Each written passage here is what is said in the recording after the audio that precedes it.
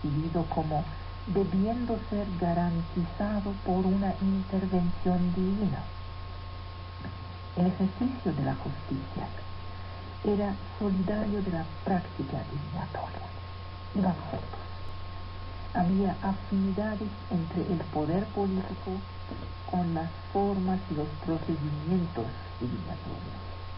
Saben que no hemos cambiado mucho, este uso se ha mantenido. ¿Se acuerdan de los adivinos que frecuentaba, ¿cómo se llama?, el presidente americano? Y otros políticos cada vez sale que frecuentan adivinadoras y no sé qué cosa. Viene de lejos esa tradición. La vida de los individuos y de un grupo estaban marcadas por crisis que cuestionaban el orden habitual de las cosas. Entonces había que llamar a los especialistas para resolver esas crisis. Los misterios fueron rituales de iniciación que buscaban un cambio por medio de una experiencia sacra. Eran una forma de religión personal que dependía de una decisión individual, una búsqueda más profunda del más allá. Otra forma de religión personal elemental que constituye el antesala de las prácticas de los misterios, era la práctica de los votos. Los que los necesitaban hacían promesas a los dioses, ofreciéndoles dones de cierto valor. La práctica de los votos era una estrategia para enfrentar un futuro incierto o hostil. Esta es la atmósfera. ¿Cómo llegamos de esto a pensar de manera coherente ante los personajes carismáticos? Aún los saberes artesanales eran considerados como dones divinos. Se trata de relacionarlos con una divinidad que se volvía el prototipo, el origen de tal o cual técnica, la metalurgia, la alfarería, y se hacía de esta divinidad el guardián de los secretos de un grupo especializado. A fin de garantizar que las técnicas sean eficaces, el alfarero recurría a Atena, que intervenía alejando del horno una tropa de demonios, el demonio rompedor, el demonio tronador, etc. Efaístos y Atena son las dos divinidades más típicas en este campo. Efaístos era el amo del fuego técnico, que sirve para cumplir las tareas artesanales. El fuego, el del hogar, depende de Hestia, y el fuego del cielo depende de Zeus. El fuego que cose la tierra es asunto de Prometeo. No se trata del fuego técnico. Efaístos solo trabaja los metales nobles, oro, plata, bronce. La metalurgia es indisociable de la magia. Efaístos tiene el poder de ligar y de deslizar, de poner en movimiento para desencadenar seres en principio inmóviles. Efaístos y Atenas son divinidades técnicas. Ella es la protectora de los carreteros, de las carretas, de los pilotos de navíos, de los tejedores, de los alfareros. Tiene habilidad manual a la vez que inteligencia práctica.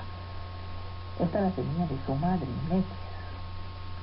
Atena aparece generalmente bajo los rasgos de una divinidad serena. También había una serie de héroes admirables por su destreza, como Ulises. A veces llevaban el título de primer inventor, como Dédalo. Dédalo era el prototipo del artista y del artesano. En el siglo VI AC, empezamos a ver en los textos los ataques contra estas creencias religiosas y estas prácticas mágicas, en el nombre de un pensamiento que se funde sobre los conceptos de naturaleza y de causa. La naturaleza implicaba una relación causa-efecto. Eso excluía una intervención divina que vendría a romper esta relación. En lugar de las divinidades, venía la observación, que permitía descubrir la relación de causa a efecto, y la verificación experimental después. En el siglo VI a.C., en Ionia, los hombres se interrogaron sobre la naturaleza, tratando de describir el proceso total de constitución del hombre y de la sociedad, sin hacer referencia a las divinidades tradicionales. Los sofistas utilizaban esta técnica discursiva nueva, a la cual se dio el nombre de retórica, en disputarles a los poetas el honor de transmitir el saber universal.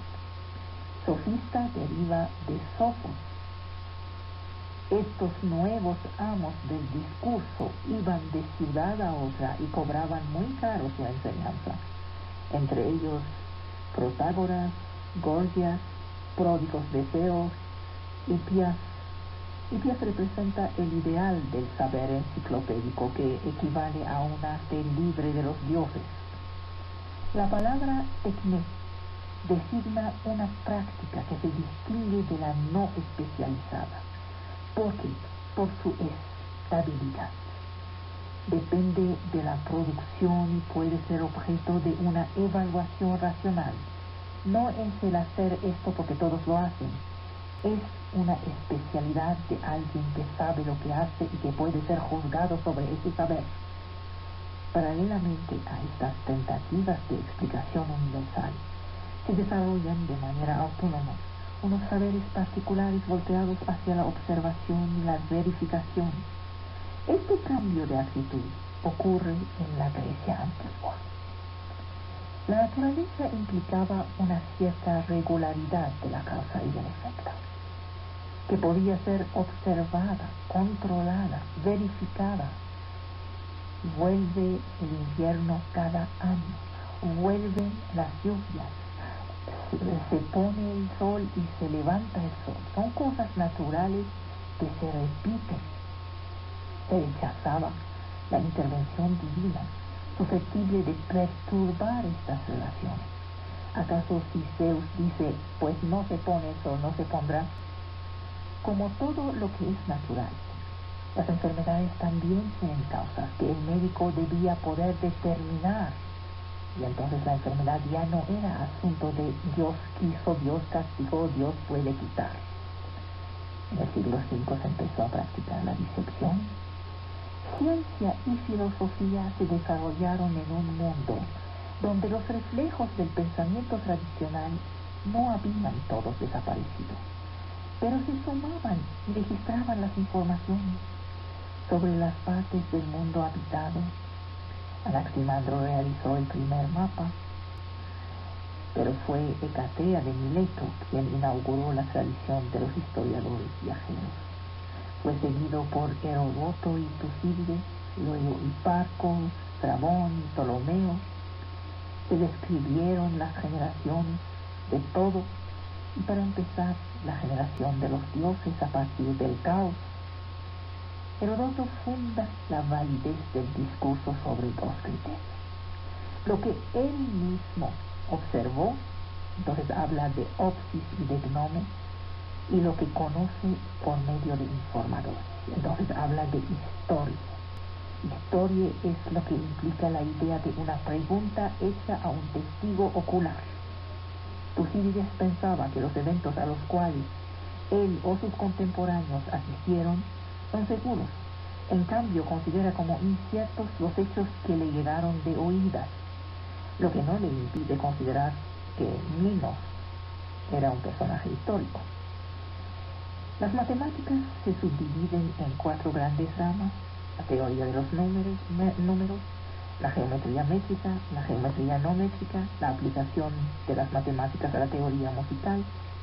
Parece que la práctica de las matemáticas tuvo una influencia decisiva a nivel del método argumentativo, permitiendo la elaboración de las nociones de demostración de hipótesis. Se suscitó la cuestión: ¿cómo es posible que el mundo sensible puede ser comprendido y transformado? Y las matemáticas se volvieron la cumbre de esta ciencia. La astronomía se puso a combinar el rigor matemático con la observación, una observación empírica muy seria.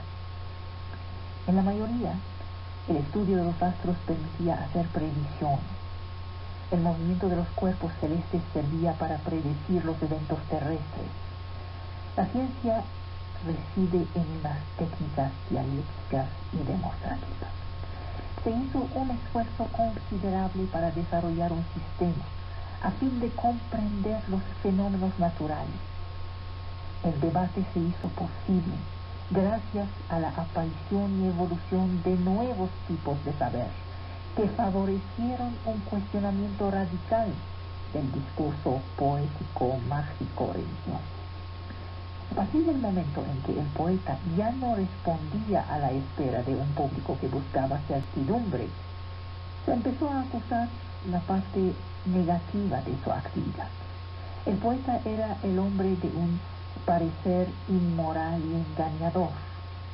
La mayoría de los saberes se desarrollaron sin la necesidad de recurrir al mito. A diferencia de los historiadores y de los filósofos, cuya actitud hacia los mitos fue bastante ambivalente. Los historiadores y los filósofos rechazaron los mitos y fabricaron nuevos mitos e interpretaron los viejos. Platón condenó los mitos tradicionales y paradójicamente en su pensamiento encontramos las raíces del pensamiento en los mitos. Estaba explícitamente ligado a una creencia religiosa. Cuando quiso evocar el origen del universo, del hombre, de la sociedad, Platón recurrió al mito. Pero la mayoría de los historiadores y de los filósofos trataron de salvar los mitos tradicionales, buscando un sentido profundo más allá de su sentido literal. Así tradujeron en términos filosóficos los elementos míticos. Algo muy parecido pasa hoy con Viejo Testamento, Nuevo Testamento. La interpretación de los mitos conoció un florecimiento con los estoicos, que asociaban las divinidades a las virtudes, facultades, elementos. Esta actitud fue contestada por los epicúreos, que denunciaron la tendencia a hacer de los poetas antiguos unos filósofos desconocidos. A partir del siglo I a.C., hubo una corriente asimilando mitos y misterios, ambos medios complementarios utilizados por la divinidad para revelar la verdad de las almas religiosas. Este contexto asoció religión más filosofía más poesía. En este contexto, un poeta ya no era un filósofo desconocido, sino un teólogo. Esta convicción será compartida por los neoplatónicos del siglo V y VI d.C. y preparará la gran vuelta del cristianismo, la gran vuelta de la filosofía mítica, mágica con el cristianismo.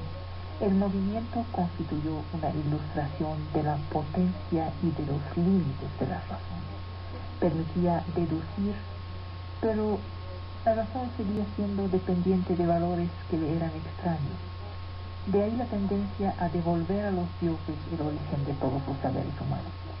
Entonces, mito, luego siglo VI, empieza una tentativa de reflexionar, de liberarse de los dioses, triunfa la filosofía y la ciencia antigua, vuelve a finales de la antigüedad el mito y triunfa la explicación mágica del mundo con el cristianismo. ¿Por qué el mito? ¿Cuáles eran las creencias de los hombres? ¿Cómo veían el mundo en el cual vivían y el lugar que ocupaban en él? Para saberlo tenemos las fuentes arqueológicas y epigráficas, así como los textos literarios. Al esculcar la visión del mundo de las grandes figuras literarias de la antigüedad, jamás debemos olvidar que la mayoría entre ellos no proponía una cosmología y debemos cuidarnos de volver lo que estudiamos más coherente que lo que es, atribuyendo a los autores posiciones elaboradas sobre la naturaleza de la tierra, los cielos, el lugar del hombre en el orden de la naturaleza, como si su objetivo fuera llevar respuestas a estas preguntas. Generalmente se hace mucho eso. Está mal, no es un buen método. No tenemos acceso directo a las creencias de la gente ordinaria. Los textos de los cuales disponemos son artefactos literarios, cuyos autores no piensan teorizar sobre el orden del mundo, aunque se inspiran a veces de las creencias populares. Las primeras teorías cosmológicas aparecieron en Grecia en el siglo VI AC, cuando los filósofos formularon por primera vez la idea de que el cosmos o el orden del mundo es una unidad. Para algunos, el cosmos era una criatura viviente, para otros era la obra de un demiurgo divino, para otros más es un estado concebido de diversas maneras. Algunos consideraban que el cosmos estaba gobernado por una autoridad única, otros lo veían como una relación de equilibrio entre fuerzas iguales. Heráclito dijo que la guerra es lo que gobierna todo y que el conflicto es justicia. Algunos filósofos combinan varias concepciones del cosmos. Si se considera el mundo como un organismo vivo o un estado, entonces el cuerpo humano o estado pueden inversamente ser considerados como microcosmos. Estos modelos filosóficos se inspiran de ideas prefilosóficas. Antes de que las teorías cosmológicas propongan la noción de un mundo regido por un principio cosmológico único, Zeus era el soberano supremo. Si hacemos encuestas sistemáticas en los diferentes campos del conocimiento, vamos descubriendo cuáles eran las creencias y las hipótesis que conciernen el mundo y el lugar que los hombres ocupan en él. Entonces tenemos primero a Homero con su Ilíada y Odisea. Alrededor de la tierra corre un río, el río Océano, del cual salen todos los ríos. Bajo la tierra está el Hades, lugar de los muertos. Abajo del Hades está el Tártaro. Se observa el movimiento de los astros y se observa atentamente a la naturaleza, pero no hay en Homero un concepto que distingue el campo de la naturaleza. El centro del drama cósmico no son las relaciones entre los hombres y la naturaleza, sino las relaciones de los hombres con los dioses. El relato del sitio de Troya no evoca solo los combates entre troyanos y aqueos, sino también las intervenciones de los dioses. Esta es la imagen del mundo que comunica Homero. El mundo no es caótico, incoherente, presenta numerosos signos de orden y de regularidad. Sin embargo, los dioses actúan de manera misteriosa. Zeus reina sobre los dioses y los hombres. Sus intenciones son oscuras, sus intervenciones imprevisibles. La otra fuente es Hesíodo. En los tratados y los días trata principalmente de los asuntos humanos, y en la Teogonía expone las genealogías de los dioses. En ambos casos, una regla divina ordena tanto las cosas como el orden moral. Los trabajos y los días contienen detalles de las actividades que hay que cumplir o evitar según los días del mes. Feliz es aquel que cumple con su tarea sin ofender a los inmortales, consultando a las opiniones celestes. Un tema recurrente es el de los daños ocasionados por los reyes devoradores de presentes. Cuando la ciudad está gobernada por la injusticia, aquellos que rinden sentencias rectas y jamás se alejan de la justicia, ven florecer su ciudad y su población, jamás conocerán la hambruna, ya que la tierra da una comida abundante. En cambio, allá donde reina la injusticia, la desmesura, la ciudad entera sufre. El comportamiento justo de los humanos está recompensado por la prosperidad, mientras que las calamidades golpean a la injusticia. Zeus cuida el orden de las cosas. Hesíodo hace de la raza actual el final de una serie donde una raza suplanta a otra. A la raza de oro sigue la de plata, luego la de bronce, luego la de los héroes, hasta la actual edad de hierro. En toda la antigüedad hay una regla: el antes es mejor. Luego hay degradación. Tuvimos que esperar hasta este condenado siglo XIX para que se volteara la creencia. A partir del XIX creímos en el santo progreso.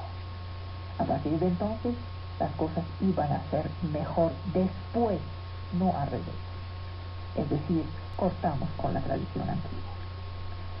Si los tratados y los guías tienen como tema principal el comportamiento humano, la teogonía describe los orígenes de los dioses. Es una cosmología prefilosófica.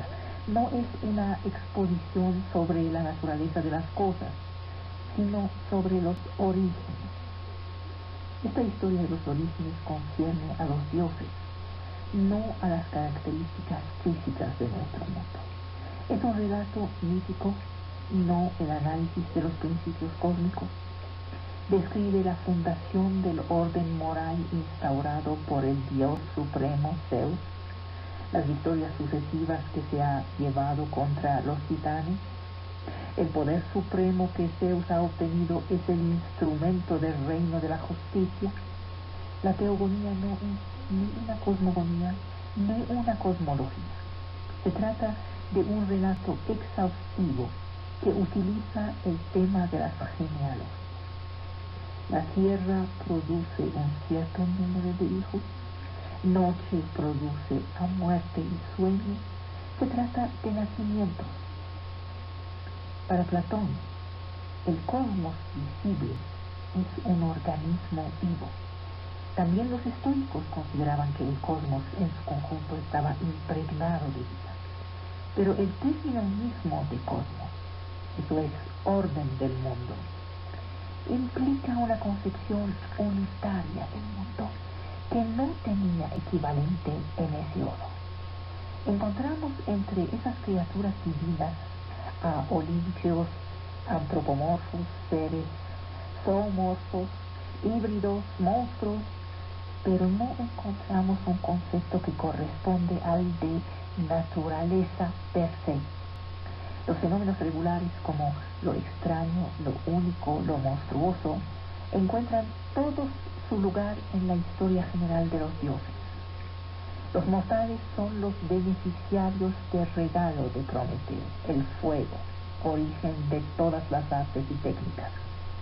Este regalo fue el producto de un robo cuya víctima fue Zeus, y Zeus se vengó. Su venganza, ¿quién fue la mujer, nacida de Pandora, la primera mujer. Por causa de Pandora, los mortales están condenados a una vida de duro labor, dolor, enfermedad. ¿Sí conocen este cuento, verdad? Las perspectivas de la humanidad entonces no están radiantes. Hesíodo nos dice que es esencial honrar a los dioses y conducirse con justicia hacia los hombres. La moralidad y la religión están en el centro de su mensaje. Pero vemos aparecer ideas nuevas, conocimientos nuevos, hipótesis que no tienen precedentes ni en Homero ni en Hesíodo. El crecimiento del saber está ligado a la evolución de la filosofía y de la ciencia. Xenófanes escribe: los mortales piensan que los dioses nacen, que tienen ropa, voz y una forma parecida a la suya. Sigue: los etíopes dicen que sus dioses tienen la nariz aplastada y la piel negra. Los tracios dicen que los suyos tienen ojos azules y pelo rojo. Si los bueyes, los caballos y los leones tuvieran manos y pudieran dibujar, los caballos dibujarían dioses parecidos a los caballos y los bueyes dibujarían dioses parecidos a los bueyes. Xenófanes reemplaza este antropomorfismo grosero por una concepción de un Dios supremo en tanto que espíritu. Pródicos de Zeus escribe: el sol, la luna, los ríos, las fuentes y en general todo lo que es útil a nuestra vida. Los antiguos lo consideraban como dioses. Los egipcios hicieron del Nilo un dios. Por esta razón, el pan fue adorado como Demeter, el vino fue adorado como Dioniso, el agua fue adorada como Poseidón, el fuego como Hefaisto. Otra idea más cínica atribuye la invención de los dioses a unos hombres, cuyo objetivo era el control moral y social de los demás hombres. 11 mensajes, luego de importancia acordada respectivamente a este mundo y al otro. La oposición entre lo humano y lo divino concernía el mundo y el lugar que el hombre ocupa en él. Dar una respuesta filosófica no es muy grato. Dar una promesa es grato. La oposición entre lo humano y lo divino está en el centro de todas las angustias. Los poemas homéricos expresaban algunas ideas relativas a sujetos tales como los astros, las estaciones, el tiempo que pasa. Se supone que Océano corría alrededor del mundo, que empezaba allá donde el sol se levanta, pero Heródoto escribe: no conozco la existencia de un río Océano. Hay límites evidentes a los conocimientos, pero ya hay conocimientos. Sin embargo, la concepción del mundo natural no excluía la intervención de los dioses. La evolución de la filosofía, la ciencia, la mecánica estaban en sus principios. El recurso a la noción de naturaleza iba creciendo. Los primeros filósofos atribuyeron teorías y explicaciones muy variadas a los diferentes tipos de fenómenos. Unos estaban asociados a las intervenciones divinas, como los terremotos, los truenos, que eran obras de Poseidón y de Zeus, el arco iris, que se consideraba como un presagio. Las teorías atribuidas a los primeros filósofos tienen un rasgo común: excluyen las divinidades personales. Xenófanes afirma que el arco iris solo es una nube. Se trata de explicaciones naturalistas, aun si las causas invocadas no son más que especulaciones. Trataban de encontrar una razón razonable, pero no tenían conocimientos para apoyar esta razón. Heródoto estudia las diferentes causas posibles de la crecida del Nilo en verano y no excluye la intervención de los dioses. Trata de saber si una enfermedad puede ser el resultado de la ira divina. Hay esfuerzos para dar explicaciones naturalistas a los fenómenos extraños o temibles. Hipócrates afirma que ninguna enfermedad es divina, sino que todos lo son, porque son naturales y que la naturaleza es divina. Lo que se busca es excluir a lo sobrenatural.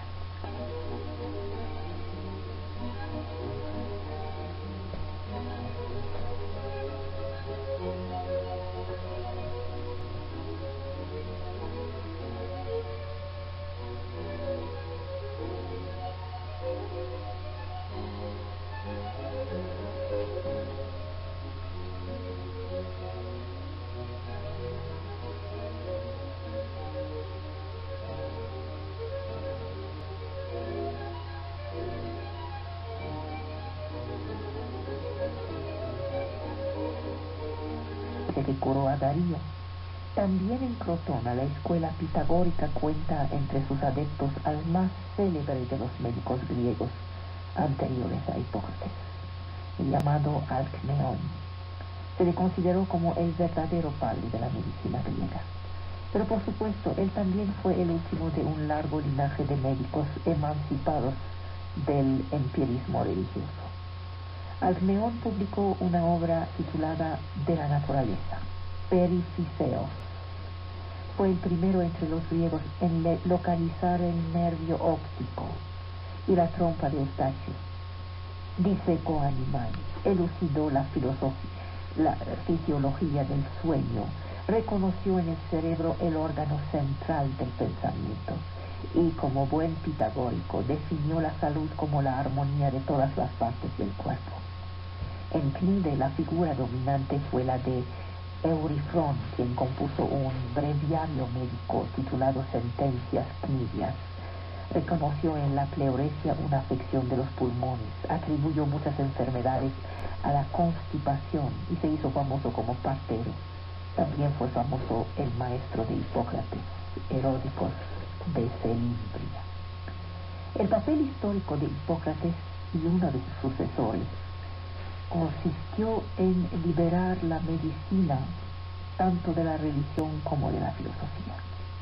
Era un realista que no gustaba del misterio. También Génesis de Chipre y Diógenes de Creta redactaron cuadros del sistema vascular. Este último, Diógenes de Creta, conocía el funcionamiento y el papel del pulso Empedocles descubrió que el corazón es el centro de la circulación sanguínea. Siguiendo al Cleón, hace del cerebro el sitio del pensamiento y de la conciencia. En el pequeño museo de Epidauro vemos los forceps, las sondas, los calpeles, los cauteres, espéculos antiguos, casi análogos a los de hoy. Hay también mujeres médicos. Algunas escribieron tratados que fueron autoridad. El Estado no sometía la carrera a un examen público, pero sabemos que había médicos públicos.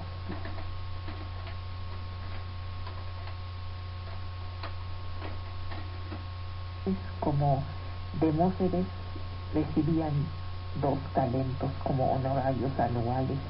No sabemos a cuánto corresponde eso, pero no me parece que es jauja. Sabemos también que la profesión sufría de una minoría incompetente y inescrupulosa, como en todos los tiempos y en todas partes. La medicina griega no revela progresos esenciales sobre los conocimientos médicos y quirúrgicales de los egipcios, que fueron anteriores de un milenio. En cuanto a la especialización, parece que retrocedió en comparación con Egipto. El progreso de la ciencia griega fue impedido por las persecuciones infligidas a Anaxágoras, a Aspasia, a Sócrates. El otro gran momento de la historia de la medicina antigua fue Galeno. Galeno era prolijo, genial y insoportable para sus contemporáneos. Tanto filósofo como médico. El médico le ganó al filósofo. Era un personaje excepcional, de una gran potencia especulativa. Fue un escritor fecundo que dejó una obra inmensa. Los 20 tomos de la edición Cuneo solo son una parte de esta obra. Fue la base de la enseñanza médica hasta principios del siglo XVIII. Su éxito fue la causa de su caída. Generalmente es lo que pasa. Todo lo que sube tiene que bajar. Pero tenemos que devolver la obra a la historia y estudiarla per se, hacerla pasar de las manos de los médicos a las manos de los historiadores. El corpus galénico es enorme y es complejo. Muchos escritos desaparecieron, otros están en árabe o en latín malo o en traducción de traducciones. El hombre es más conocido que su obra. Nació en 129 en Pérgamo. Fue educado por su padre, Nicón, quien era un arquitecto culto. Sacó el gusto por las matemáticas y las demostraciones rigurosas, a la vez que una formación filosófica completa, una libertad de espíritu, un ideal exigente, tanto intelectual como moral. Lo sacó de su casa. Esta noble figura paterna fue el mejor maestro. De Pérgamo va a Esmirna para escuchar al filósofo platónico Albino. Luego va a Corinto, por fin llega a Alejandría, que era el gran centro para el estudio de la anatomía. Vuelve a Pérgamo, se hace médico de gladiadores. Deja su ciudad natal en 166 por los problemas políticos que había ahí. Pasa 4 años en Roma. Ahí hace investigaciones anatómicas intensas, pero los celos feroces de los demás médicos lo obligan a dejar la ciudad. La farmacología tendrá en su obra un gran lugar. En 168 lo llaman los emperadores Marco Aurelio y Lucio Vero a Aquilea. Él se queda al lado del hijo del emperador, Marco Aurelio, al lado de Cómodo. ¿Se acuerdan cuando hablé de Marco Aurelio en uno de los programas hace, un año creo? Cómodo no era muy cómodo para trabajar con él. Durante 8 años, Galeno estudia, escribe, hasta el incendio de Roma en 191, que destruye muchos de sus manuscritos. Ya viejo, Galeno tuvo la valentía de empezar la redacción de varios de estos manuscritos. Vivió y escribió hasta una edad muy avanzada. Su obra tiene un carácter enciclopédico por los campos que cubre: medicina, lógica, filosofía, filología, y es una obra pedagógica. Galeno se quiere continuador de una gran tradición médica, hipocrática, helenística. No se dice renovador. Es una pretensión que él execraba. Tomaba en cuenta la historia de las doctrinas. Es a menudo historiador. Le debemos la transmisión de la historia médica y filosófica, especialmente la histórica. La base de su física es, según él, la sustancia de la cual son hechos los seres vivos, lo que los anima. Una teoría de la constitución de la materia que había heredado de los antiguos. Es una materia continua, no corpuscular, constituida por 4 elementos fundamentales. Estos elementos o cualidades se presentan a menudo mezclados según una proporción relativa que da su particularidad a los individuos. Conforme a la tradición hipocrática, los 4 humores, bilis amarilla, bilis negra, flegma y agua, también se encuentran entremezclados. Esto le sirve de base para explicar la mayoría de los fenómenos de la salud y de la enfermedad. La naturaleza de la mezcla o temperamento determina las funciones del cuerpo y sus perturbaciones. El estado de salud depende de una buena mezcla, una buena proporción. En cambio, la enfermedad se debe a la mala mezcla. 2 tratados ponen las bases de esta física médico-filosófica. Son los elementos según Hipócrates y el otro que se llama Sobre los temperamentos.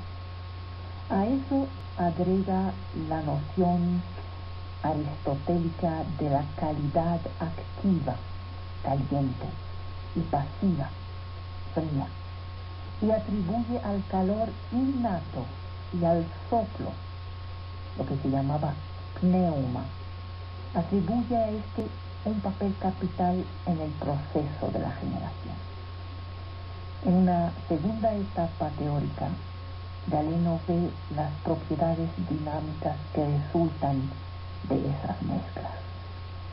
La noción de facultad se llamaba dinámica. La noción de facultad estaba completada por la de actividad o función. Las facultades son de 2 tipos, según él: las que presiden a las funciones involuntarias, las funciones naturales, y las que presiden a los movimientos voluntarios o psíquicos. Funciones involuntarias, por ejemplo, respirar. Movimientos voluntarios, ya sabemos: muevo una mano, muevo mi pie.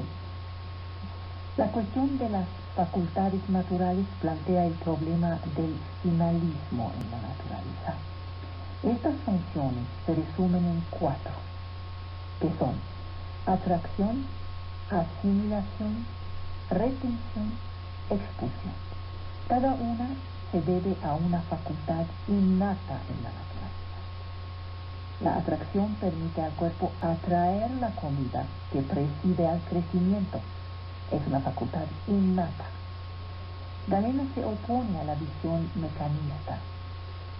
Tiene grandes enemigos. Sus enemigos, por ejemplo, son el médico alejandrino Erasistrato y Asclepiades, primer siglo antes de nuestra era.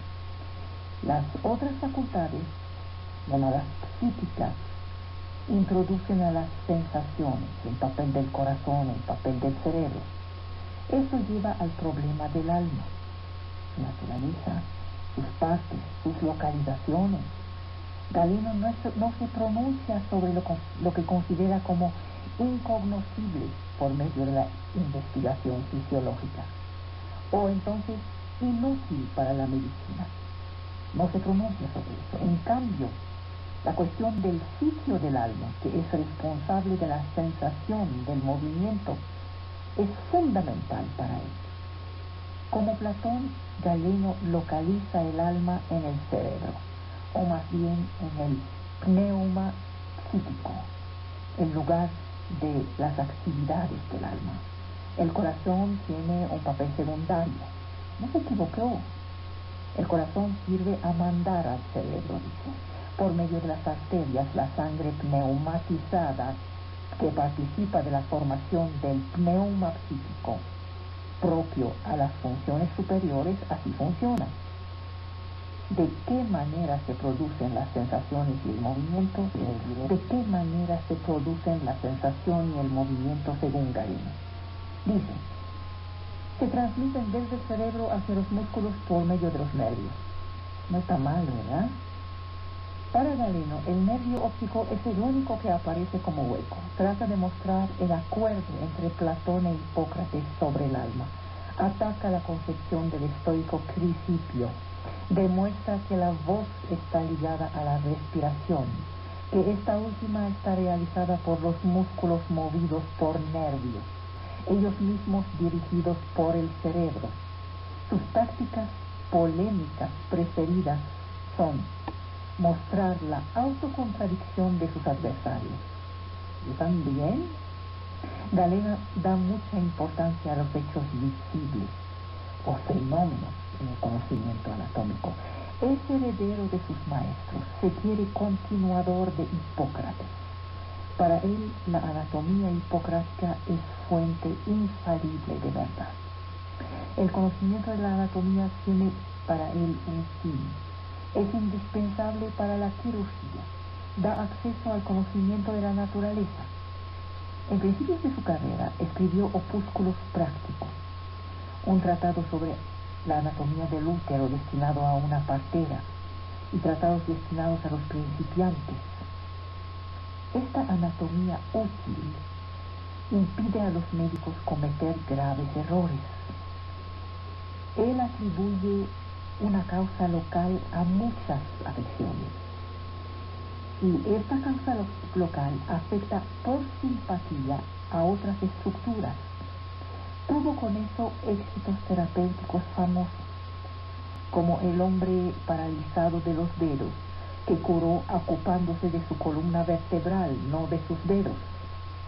La anatomía es el principal medio de acceso a la comprensión de los procesos fisiológicos. El paso de las estructuras a las funciones no es simple. Galeno se aleja del principio simplista de la deducción anatómica. Las características de los órganos, textura, densidad, composición, relaciones, son indispensables a sus funciones, porque son adaptados por la naturaleza.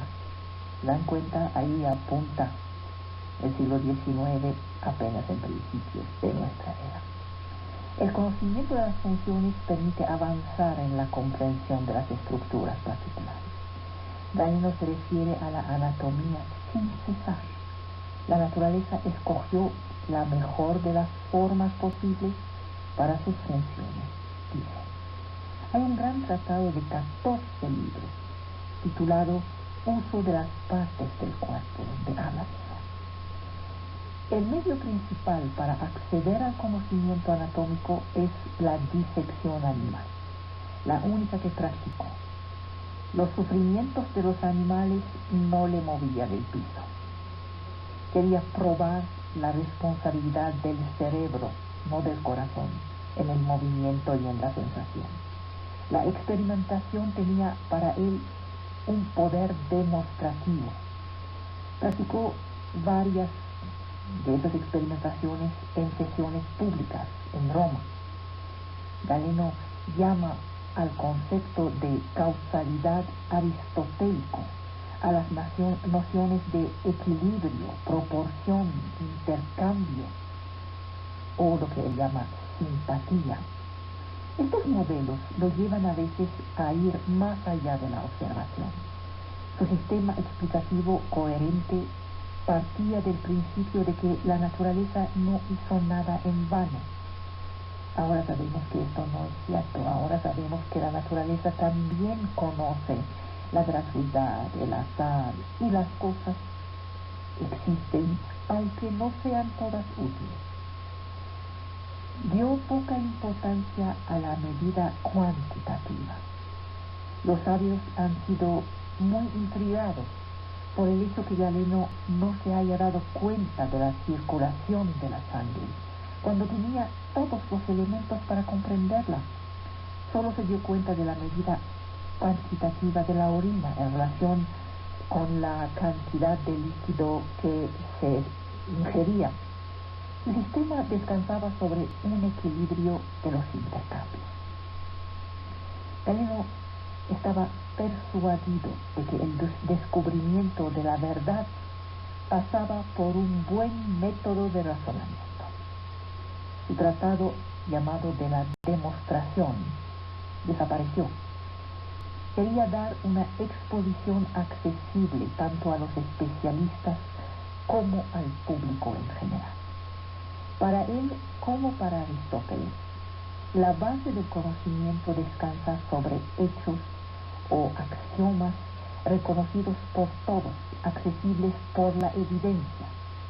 A partir de ahí, deduce unos enunciados generales, unos teoremas.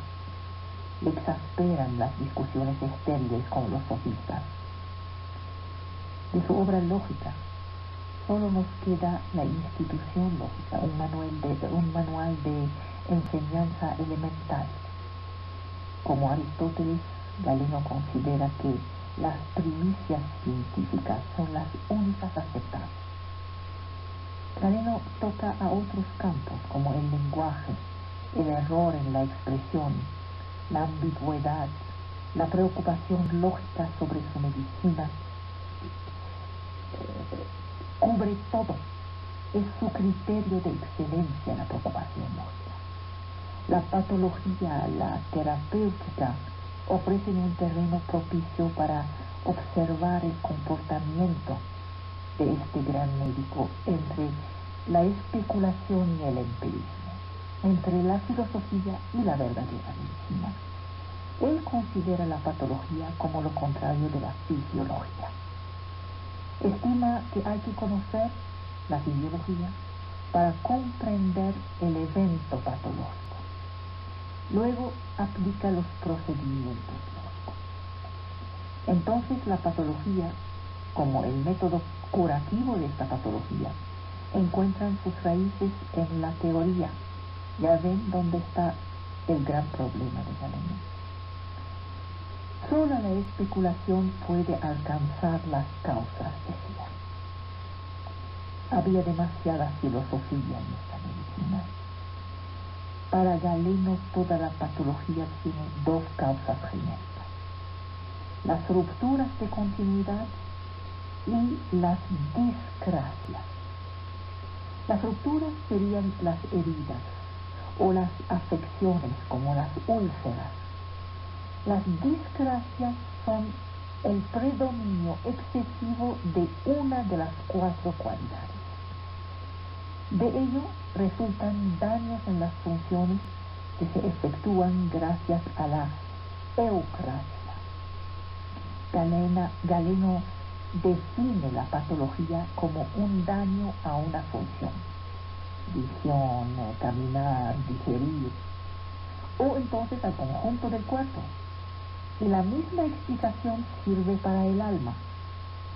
Algunos desórdenes psicológicos, como la melancolía o el delirio, se atribuyen a un mal temperamento del cuerpo o del cerebro. La terapia sale de este principio. La enfermedad da la indicación del tratamiento. Esto es de orden lógico. ¿Qué significa? Que si una persona sufre de una ruptura, será curada por el restablecimiento de la continuidad. Para curar una llaga hueca, hay que considerar las reglas del proceso de reemplazamiento de la carne, es decir, su mecanismo de formación, su duración, la edad del paciente, etc. La opción del tratamiento, su fuerza, su durabilidad, depende de consideraciones particulares sacadas de este principio general. El método terapéutico es un camino lógico, radicalmente distinto del de los médicos empíricos, que ven las cosas y ven cómo funcionan en la realidad y no intervienen en la filosofía. Aunque en Galeno la experiencia sí tiene una importancia capital, el gran problema es que era también demasiado filósofo, como decía. En Galeno, a pesar de su lado muy especulativo, de su tendencia a la especulación, sin embargo, la experiencia sí tiene una importancia capital en él. Y esto es particularmente el caso en la farmacopea. Los efectos reales de la medicina son más importantes que la naturaleza de la medicina. El farmacólogo puede pasarse de una teoría. Galeno practica varias veces la autoexperimentación, como quemarse la piel para buscar la curación a las quemaduras. En cuanto a las experiencias con productos peligrosos, los hacía practicar por un médico de Campinia sobre campesinos sólidos. Galeno iba a buscar sustancias vegetales, minerales, orgánicas, con lo que se decía de sus usos locales, es decir, se hacía antropólogo el señor. Así es como se constituyó enormes reservas de sustancias. Reconoce cierta eficacia a los excrementos animales y humanos, pero tiene horror y repulsión no por los excrementos, sino por algunas sustancias consideradas antropológicamente por ignobles o vergonzosas o peligrosas, lo que significa que todos nosotros tenemos algunas creencias en la cabeza que no checan con la lógica. Ahí tenemos creencias locales sobre materias simbólicas, distinciones sociales, que son parte de este conjunto de conocimientos. La línea de separación entre racional e irracional no es siempre muy perceptible. En Galeno encontramos la dimensión moral. Cuando afirma que el buen médico debe también ser filósofo, este es el título de uno de sus tratados, de hecho. Cuando afirma eso, vemos la educación rigurosa del pensamiento que da la aptitud para distinguir lo verdadero de lo falso. Detecta los excesos de los sofistas. El médico, dice, evita perder su tiempo para ocuparse de su arte. El estudio lo fortalece contra los vicios. El ascetismo que impone es incompatible con la búsqueda de las riquezas. ¿Escucharon, señores doctores? Ahí tenemos una diatriba social contra la vida de lujos que encontró en Roma. Galeno establece una relación fuerte entre educación, ejercicio y virtud. El ejercicio es la garantía de una vida recta y de la virtud. La medicina no está separada del todo de la religiosidad. La ciencia va con la piedad. En el caso en que el médico se encuentra desarmado ante la gravedad de la enfermedad, Galeno siente una piedad particular por Asclepios. También acepta algunas prescripciones médicas en sus sueños. El Dios muestra así a través del sueño que aprueba o confirma la medicina racional, la ilumina. No lo juzguen demasiado duramente, es hijo de su tiempo. Él admitía que la medicina de los templos constituye una medicina específica. No tiene ni escepticismo ni ironía hacia ella. Está a medio camino entre escépticos y devotos. Tiene una veneración intelectual por la potencia divina, que él llama a veces naturaleza. Tiene una representación teleológica de la naturaleza. Se opone a la concepción que él atribuye a los judíos y a los cristianos de un todopoderío divino capaz de sacar cualquier cosa de nada. Su Dios toma en cuenta las necesidades naturales. La acción de la naturaleza guarda para él un cierto misterio, como el proceso de la generación. reconoce estar sin respuesta. Me gusta esta humildad, me gusta. Galeno se ha preocupado mucho de la transmisión del saber médico. Era maestro. En esta transmisión, el papel de la segunda escuela de Alejandría, entre el siglo IV y el siglo VI DC, ha sido absolutamente capital. Ha permitido la difusión de esta obra entre los sabios. Fue traducida al siriaco, luego al árabe, fue enseñada a lo largo de los siglos de la dominación árabe por Rafes y Al-Magusi, que es conocido como Ali Abbas, y también por Avicena, por supuesto. Fue enseñada en la España musulmana. En Córdoba, Averroes fue un factor de transmisión crítica de la obra. Lo tradujeron al latín. Después de la conquista cristiana, Toledo siguió siendo un gran centro de enseñanza, reproduciendo manuscritos, traducciones. En el medievo hubo traducciones a partir del árabe hechas por Constantín el Africano en el siglo XI o Gerardo de Cremona en el siglo XII. Esas traducciones entraron en el cursus de las universidades medievales. Luego, con el florecimiento helénico del Renacimiento, se editaron las obras completas a partir del texto griego. La edición Aldina de 1525 fue el resultado de un trabajo considerable de los humanistas. Se volvía a las fuentes del saber antiguo, se liberaba de un periodo bárbaro por el pensamiento. Nuevas traducciones latinas del texto griego fueron hechas por grandes sabios que se alimentaron de este redescubrimiento de Galeno. En el siglo pasado, los médicos se han interesado en él. La empresa había dejado de tener un propósito utilitario. Ya dependía de la historia de la medicina, de la filología. Desde hace unos 20 años hay un reinterés en los estudios galénicos para aclarar los aspectos los menos conocidos: epistemología, aspecto clínico, aspecto religioso. Se trata de reponer Galeno en su tiempo, no juzgarlo, ya basta de juicios. Saberlo, no juzgar, saber. Integrarlo en su sociedad, voltear la imagen que se tenía de él, de su sincretismo filosófico. Trátese de causalidad, de lógica, de empirismo, de doxografía. Descubrimos lo que el pensamiento antiguo le debe. Nos interrogamos sobre la transmisión de Platón o de Aristóteles. Podemos leer a través de él lo que fue el empirismo. Y después, no les dije que uno cuando se mete con los médicos ya no sale. Al final de su tratado sobre la juventud y la vejez, la vida y la muerte, Aristóteles escribe: la salud y la enfermedad no son solo asuntos del médico, sino también del físico, que debe decir sus causas. Los físicos presocráticos tenían interés por la medicina.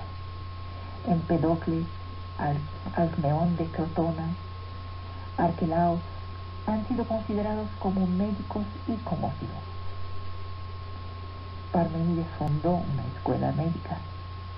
La vieja física trató de elucidar los fenómenos vitales y buscar en ellos los modelos explicativos del universo entero. El mismo sentido de la palabra física ha cambiado.